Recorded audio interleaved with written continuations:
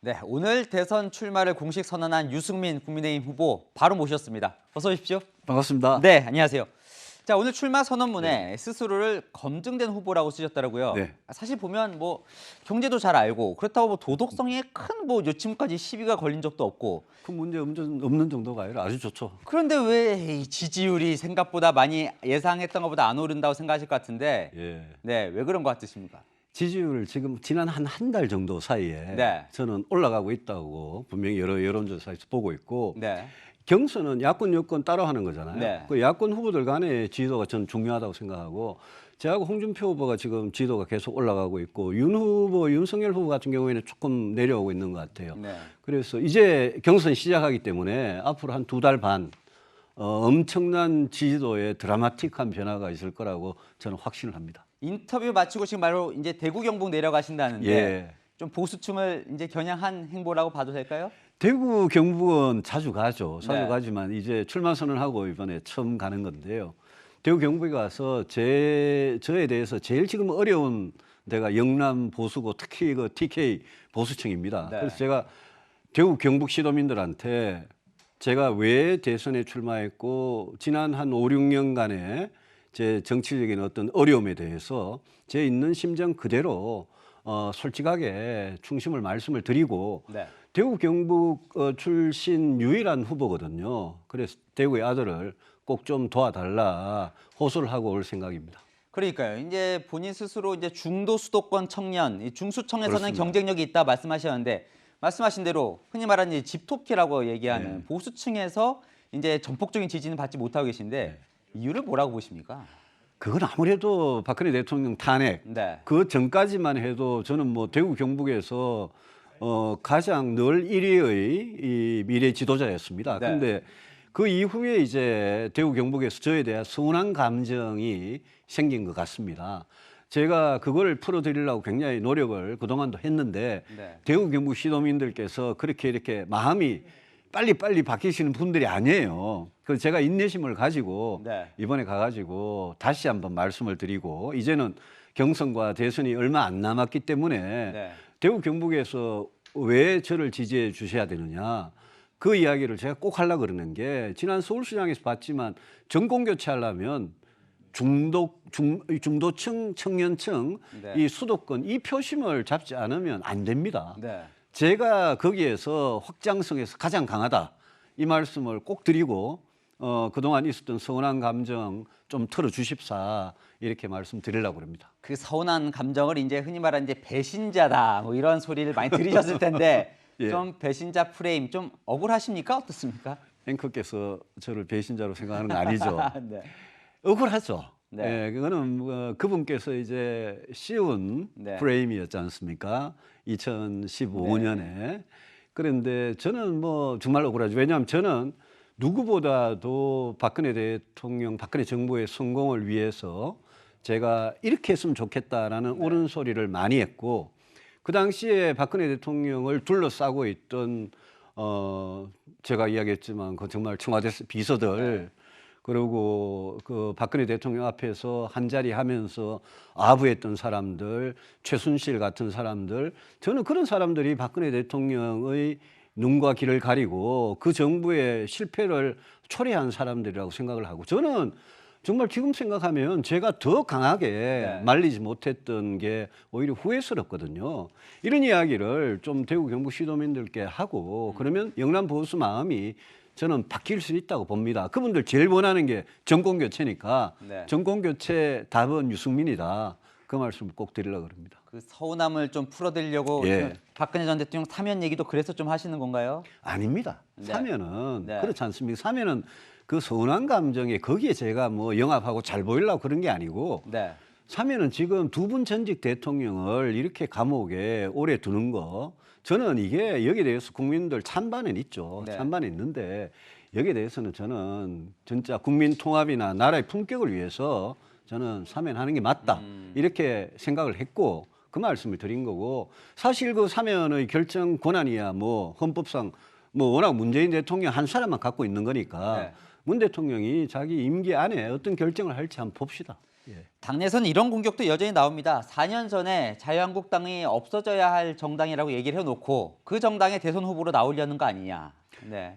제가 없어져야 될 정당이라는 표현을 네. 썼는지는 잘 기억이 안 납니다. 아, 근데 그 당시에 자유한국당이 변화하고 혁신하지 않는 네. 거기에 대해서는 제가 많은 공격을 했죠. 네. 새누리당이 같이 있다가 탄핵 이후에 당의 변화 혁신을 바라는 국민들 마음이 그 당시에 뭐 너무나 분명하게 있었지 않습니까? 네. 그런 변화 혁신을 거부했던 사람들이니까 제가 늘 개혁 보수를 주장하던 사람인데 변하지 않으면 보수가 국민들 마음을 얻을 수 없다라는 네. 그런 절박한 심정으로 했고 지금도 다시 이제 당을 합쳐서 국민의힘을 하고 있지 않습니까? 지금도 국민의힘 안에서 저는 개혁을 원하는 그런 정치인들이 있지 않습니까? 네. 대부분 바른정당 출신들인데요. 저는 그분들 그 말이 옳다고 생각을 합니다. 네. 왜냐하면 지금 국민의힘에 대한 국민들의 어떤 시각이나 이런 게 민주당 진짜 싫고 문재인 정부 진짜 싫은데 네. 국민의힘한테 왠지 손이 안 간다 이런 분들이 아직 계시지 않습니까? 네. 그만큼 우리가 변화 혁신을 해야 된다는 게 제 주장의 요지였죠. 알겠습니다. 지금 이야기로 좀 넘어가 보면요. 네. 자, 이 당에서 윤석열 전 검찰총장과 후보와 이 이준석 대표가 사실 갈등이 좀 있었습니다. 네. 지금도 뭐 완전히 네. 풀린 것 같지 않다는 얘기도 들리는데 누구 책임이 더 크다고 보십니까? 저는 당대표든 윤석열 후보든 각자 당대표와 대선 후보의 역할만 충실하면 이런 갈등이 있을 수가 없는데 네. 저는 윤석열 후보 책임이 좀 더 크다고 생각합니다. 네. 왜냐하면 처음에 입당하는 것부터 당대표 원내대표 다음 날 골라가지고 네. 주말에 그렇게 입당하는 거 그거는 사실 사소한 거지만 예의가 아니고요. 네. 그 이후에 윤석열 캠프에서 뭐 당대표 물러나라고 이준석 대표 유승민 캠프로 가라. 그리고 이준석 대표 탄핵 이야기 나오고 네. 또 윤석열 후보의 대리인 역할을 하는 뭐 김재원 최고위원 같은 사람은 최고위원 회의에서 그 양반이 그런 이야기 했잖아요. 뭐 어른을 모셔야 되겠다. 그게 탄핵하겠다는 소리 아닙니까? 어른이라고 그 하면 이제 김종인 전 비대위 모르겠습니다. 뭐 누구를 지칭해서 하는지 모르겠습니다만은 어른을 모셔야 되겠다는 게 어린 당 대표는 안 되겠다 이 말 아니겠습니까? 그래서 제가 그런 말 하는 거 보고 왜 대선 후보가 주위 사람들 그걸 묵인했는지 승인했는지는 몰라도 네. 왜 당대표를 자꾸 흔드냐. 이준석 대표가 지금 여기에서 주저앉고 무너지면 저는 대선 이길 수 없다고 생각합니다. 네. 그런 점에서 제가 이준석 대표하고 가까운 사이 때문에 오해를 받잖아요. 그 말씀 드리려고 그랬어요. 그러니까 예. 이제 상대 쪽에서는 예. 뭐 이준석 대표가 그동안 공공연하게 자기는 이제 유승민 후보를 대통령으로 만들겠다 이런 얘기를 해왔으니까 지금도 이 대표가 유 후보를 돕는 것 아니냐. 경선이 불공정하다 이런 얘기를 합니다. 이준석 대표가 유승민을 돕겠다는 말을 그런 마음을 당대표가 된 이후에 먹었으면 진짜 불공정하고 잘못된 거죠. 네. 근데 지금 문제가 되는 발언들이 이준석 대표 본인조차도 내가 당대표가 될지 안 될지도 완전히 모르는 네. 그런 시절에 어디 유튜브나 이런 데 나가가지고 그 당시에는 이준석 대표가 저라는 정치인을 당연히 지지할 수 있었죠. 네. 그런데 당대표가 된 이후에는 그렇게 하면 당연히 불공정 시비가 있기 때문에 지금은 저도 그렇고 이 대표도 그렇고 서로 공사구분 철저히 하면서 절대 사적인 연락 안 하고 제가 이 대표한테 공개적으로 여러 번 말 좀 줄이고 SNS 좀 줄이고 일정도 줄이고 생각할 여유를 좀 가져라라고 충고한 것도 전부 공개적으로 합니다. 그래서 지금은 윤석열 후보 쪽에서 저와 이준석 대표의 관계에 대해서 그런 식으로 오해하실 일이 전혀 없다. 그건 제가 자신 있게 말씀드립니다. 이준석 대표가 대표로 된 이후에는 그럼 뭐 사적으로 연락하신 적이 없습니까? 그렇습니다. 이준석 대표하고 전화 통화도 안 하고 만나지도 안 하고 유일하게 만나는 게 공개 석상에서 만납니다. 어제 같은 비전 발표 이럴 때 만나서 악수하고 잘 지내나 이러고 그게 전부입니다. 예. 이준석 대표 그러면 이 당 대표 된 이후에 당 운영을 하는 거에 대해서는 좀 어떻게 평가하십니까? 저는 처음에는 상당히 걱정했던 것보다 잘한다고 생각했는데 네. 대선 후보들하고 이렇게 갈등을 빚는 과정에서 좀 미숙한 점이 있었다고 생각합니다. 그래서 제발 말 줄이고 뭐 자기한테 당대표한테 좀 누가 듣기 싫은 말을 해도 한쪽 귀로 듣고 한쪽 귀로 흘리면 되는 거지 당대표가 거기에 일일이 어떻게 토를 달고 대꾸를 하겠습니까? 네. 그래서 당대표는 당 전체를 공정하게 아우르면서 우리 대선 승리가 이준석 대표 체제의 목표 아닙니까? 그래서 그렇게만 하면 된다라고 생각하고 저는 이번에 본인이 사과를 했잖아요. 이준석 대표가 네. 사과를 했거든요. 당 경선 입구 갈등에 분란은 대해서 자기 책임이다라고 예, 사과했죠. 예. 그래서 사과한 건 전 잘했다고 생각하고 네. 사과할 정도로 본인도 위기의식을 느꼈기 때문에 앞으로는 잘할 거라고 생각하고 오히려 윤석열 후보 측에 제발 좀 당 지도부 흔들지 말고 저와 이 대표 관계에 대해서 사실도 아닌 그런 이야기 자꾸 하지 말라고 제가 경고하고 윤 후보 사과를 요구했는데 사과는 안 하시대요. 자, 오늘 그래서 이 출마 선언문에 이런 대목도 있습니다. 네. 준비 안 된 사람이 이미지로만 대통령이 된다면 또 한 명의 실패한 대통령이 나올 거다. 윤 전 총장을 좀 생각하고 하신 아니 말씀입니까? 뭐 저 맞는 말 아닙니까? 윤 전 총장이든 최재형 후보든 아니 대통령이 되려고 그러면 네. 오래전부터 경제 안보 나라의 두 기둥 그다음에 여러 가지 노동 복지 교육 주택 이런 문제에 대해서 오래 고민하고 네. 어떤 해법이 맞는지 철학과 비전과 정책이 있어야 될 거 아닙니까? 네. 근데 제가 윤 후보 정책을 어제 비전 발표할 때 처음 들어봤습니다. 네. 그래 이게 도대체 대선이라는 게 무슨 벼락치기 몇 달 해가지고 그렇게 만약 그런 이미지나 네. 집권하면 문재인 정권을 뭐 잘 혼내줄 것 같다 네. 이런 어떤 하나만 가지고 대통령이 되면 그러면 저는 실패한 대통령, 실패한 정부를 또 반복하는 거 아니냐. 그래서 제가 오늘 출마 선언문에서 국민들께 호소를 드리려고 네. 준비된 사람, 검증된 사람을 뽑아야지 우리가 성공한 정부 만들 수 있다라고 말씀을 드린 거죠. 자, 이것도 뭐 정말 가정이지만 네. 어쨌건 윤석열 후보가 만약에 대통령 후보가 된다면 그런데 보시기에 이 준비가 계속 안 돼 있는 상황이라면 그럼 돕지 않을 수도 있을까요? 아닙니다. 그건 이번에 아닌가요? 국민의힘 경선은 네. 누가 대통령 후보가 되든 네. 경선에서 떨어진 사람은 네. 반드시 우리 후보를 도와야 된다는 의무가 있다고 생각하고 네. 저도 그런 의무를 당연히 다 해야죠. 네. 그렇지만 뭐 저는 제가 될 것 같은데요. 네. 예. 알겠습니다. 자, 이 뭐 말씀하신 대로 오늘 경제 대통령 얘기를 하셨는데 네. 워낙 뭐 경제통인 건 다 알려져 있는데 이 상대 진영에 있는 이제 여권 대선 주자 이재명 지사의 네. 기본 뭐 시리즈 있지 않습니까? 기본소득, 기본주택, 기본대출 거기에 대해서 자꾸 이 허경영 네. 국가혁명당 대표와 비교를 하시는데 실현성이 없다고 보시기 때문에 그런 건가요? 실현성이 없고 재원이 너무 많이 들고 네. 바람직한 정책도 아니고 지금 허경영 국가혁명당 명예대표라는 그분, 네.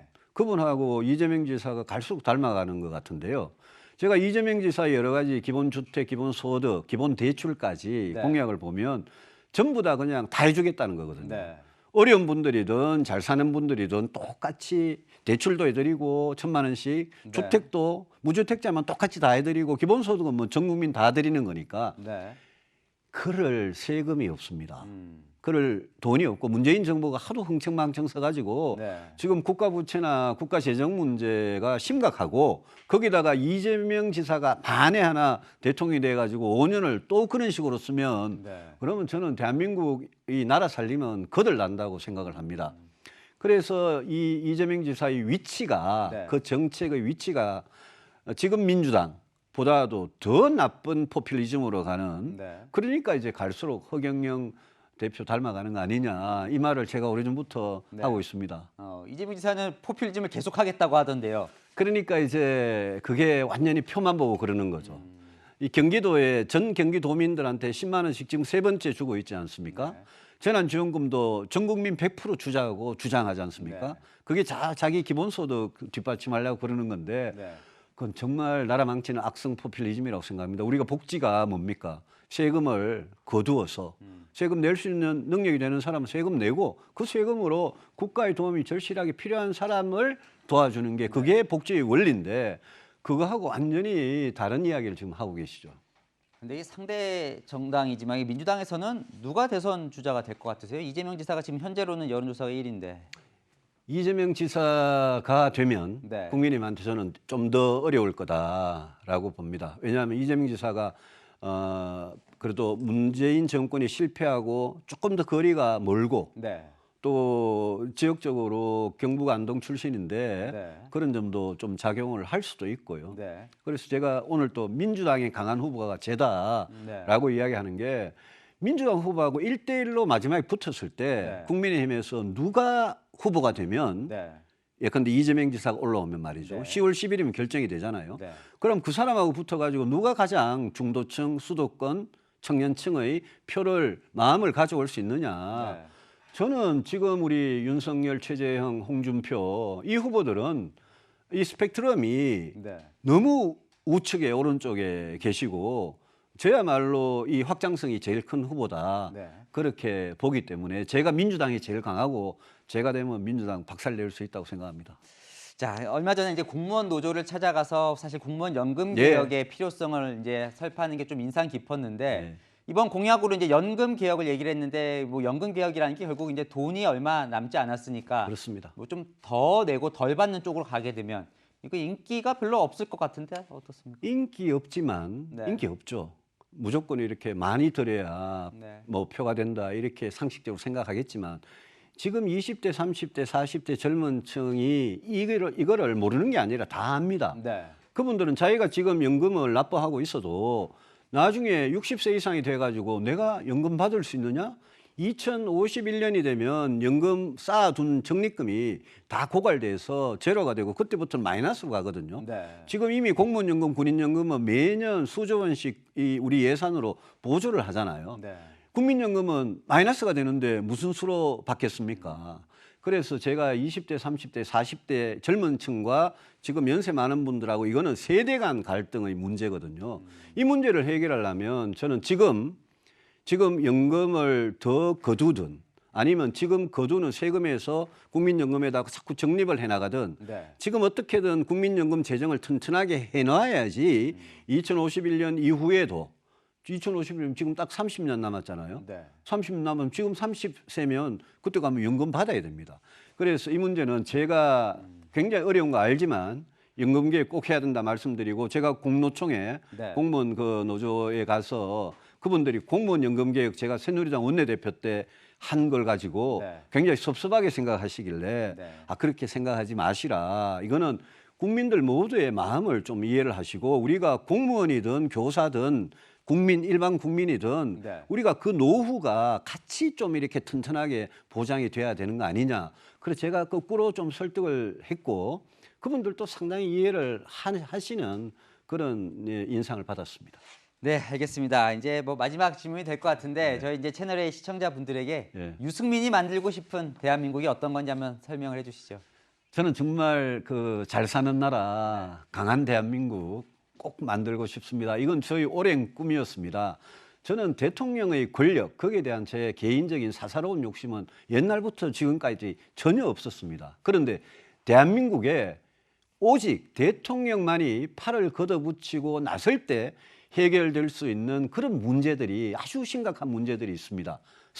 경제가 성장을 안 하고 우리 저출생 문제 심각하고 양극화 불평등 심각한 이 문제를 누가 해결할 거냐.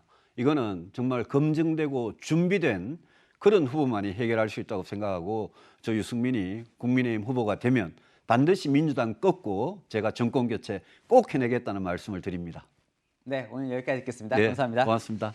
네, 대선 후보에게 듣는다. 오늘은 유승민 국민의힘 대선 후보였습니다.